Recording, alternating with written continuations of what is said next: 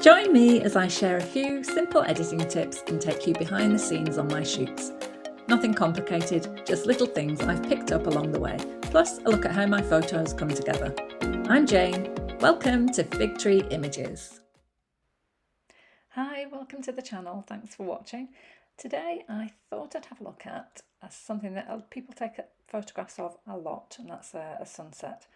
But then I think you're often disappointed when you get back and you see it in your camera and you want to change it. Well, this is a really quick edit to do that, to sort of get this nice pastel-y, light, bright sunset, but it still looks quite dramatic and interesting. So I'm going to start that by just getting the picture up on its own, and then you can see it a bit bigger. So first of all, go to the top of your adjustments panel, and temperature I'm going to increase to 18. Some of these you will see look really strange at first, but we're going to go through and edit it until we get that nice pastel-y but still dramatic sunset appearance with the photograph. Tint I'm going to put up to 43. Exposure increase about 3 to 4, 3.85 I think I've got there. I'm going to come down contrast around about the 69, 70 mark. Highlights, I'm going to come down also, when I can get this one to stick, there we go. Highlights down to about 95, 100, and the shadows up about 66. And then the whites, I'm going to come right down to minus 100 with the whites, and if it'll move, there we go, and the blacks up to 100, so plus 100 for the blacks. So you might think we've lost all the sky there, but just wait for the magic to happen. Okay, down to the presence, and texture plus 40, and clarity is plus 19. But dehaze, I'm going to take it down to minus 11. And you can see the effect that has there. And then vibrance, minus 4. And the saturation, about minus 50, 49, 50, thereabouts, somewhere around there, the saturation. Okay, just about there. I think that should be, yeah, that's about okay. And then now I'm going to add a mask. So that's the little circle with the dots around it. And I'm going to add a mask for the sky. So it can automatically select that for you, which is great. And I'm going to bring the exposure down about 1.3, 1.35, something around there. And the contrast about minus 22. And the highlights minus 100.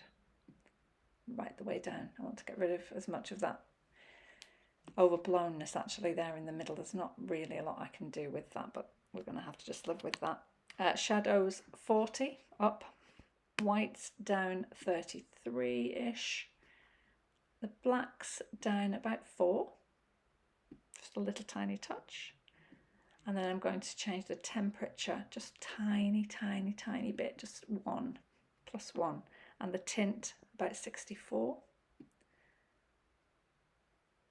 I mean, you would adjust these are the sliders that I use, but your photograph will be different, obviously, because it's exposed differently, it's a different time of day, probably it's a different area, so you'll adjust yours accordingly, but these are just starting points for you. And now I'm going to do a mask on the sea, and I'm putting a linear gradient mask here, which we're starting darker at the bottom, and as it goes up to meet the horizon, it'll fade out. So I've just stopped it just a little way into the sky. Now the temperature on this I'm going to take down, add to 73, increase to 73. The hue 9.1, saturation 31. Let's come down there to saturation, and then I'm going to add a little tone curve amendment here. So tone curve, it's a bit of a specialist tool. It's a bit tricky to get it just right, but when you do master it, it's great. But this is just a very little tweak. If you just take that little symbol there and then drop it onto the colour that you want to adjust, which will be, I'm going for that very sort of indigo colour there. And it's, as you can see, I'm dragging it down, it's going yellow and up blue. I'm just going to take it down slightly, just very slightly to the yellow side. And then the red, I'm going to do the same thing and pick up that indigo again. It's not quite gone. And then I'm going to just tiny adjustment downwards. You can see the more you take it, that bit there, just that bit is going green. So I'm going to actually, did I say I'm taking it down? I'm taking it up slightly. I was just showing you what how it really dramatically affects, and it is only affecting that sort of little area there. So I've taken that up, and I think that now reflects the sky. It's more the same colour, you know, similar colour to the sky. And that's it.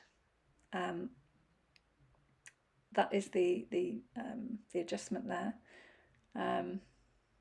But if you wanted to make it more dramatic, you can play around with the vibrance, the saturation, the exposure, the temperatures and the colours. If you want to make it more of a dramatic, like that sort of image, that sort of effect, if that's your thing, then you can play around with your sliders and do that. But that's just how easy it is to get a really nice sort of effect. And I hope you enjoyed that video. Thanks for watching, and see you next time.